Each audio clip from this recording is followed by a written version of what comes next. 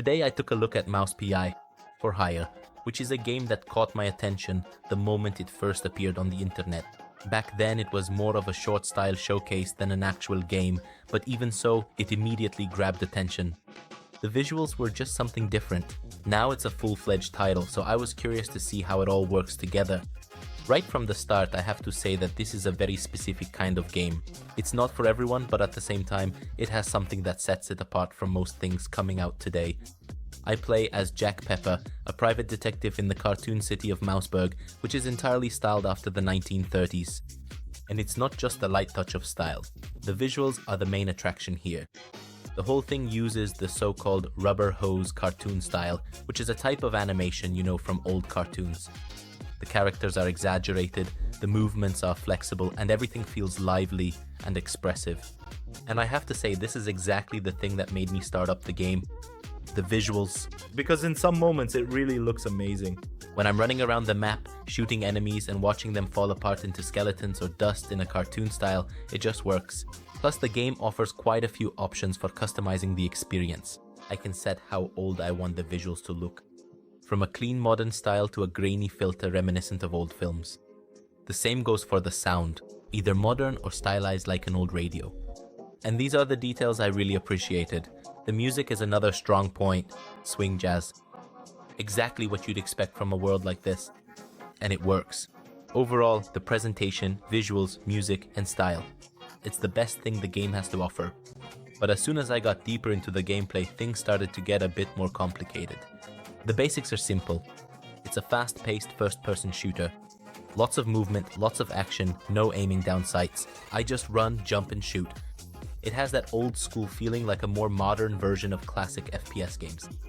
The pace is pretty brisk, the character has a dash, and later I unlock a double jump, so movement is dynamic. The weapons look stylish, the animations are nice, but it lacks a stronger sense of impact. The shooting isn't as satisfying as I expected. Visually it looks good, but in terms of gameplay, it's missing that oomph. That feeling that a hit actually means something. Gradually, I unlock weapon upgrades. I can improve various stats and add alternative firing modes, which is nice.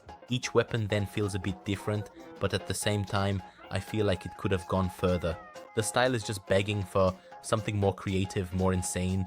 The levels are quite expansive with multiple paths, hidden secrets, and collectibles, but they're not always interesting. Sometimes I feel like I'm going through pretty generic sections that lose that unique style.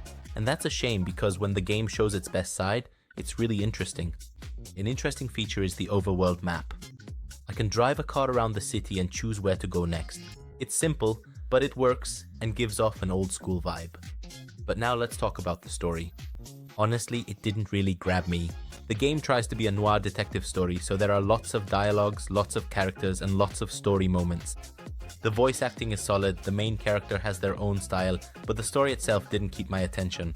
The humor didn't really work. I often found the dialogues boring, and I felt like I just wanted to get back to the action as quickly as possible. Which is a problem because the game gives quite a lot of space to the story.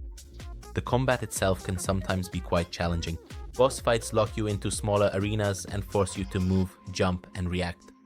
And here the game shows that it has the potential to be more than just a simple shooter.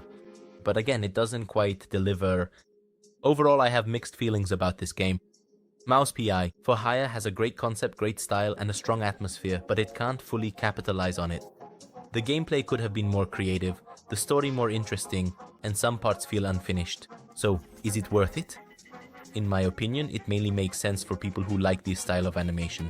They enjoy simpler, fast-paced FPS games or are drawn to the noir atmosphere. For others, it might be more of an average experience. Personally, I would actually prefer a sequel because the foundation is really good.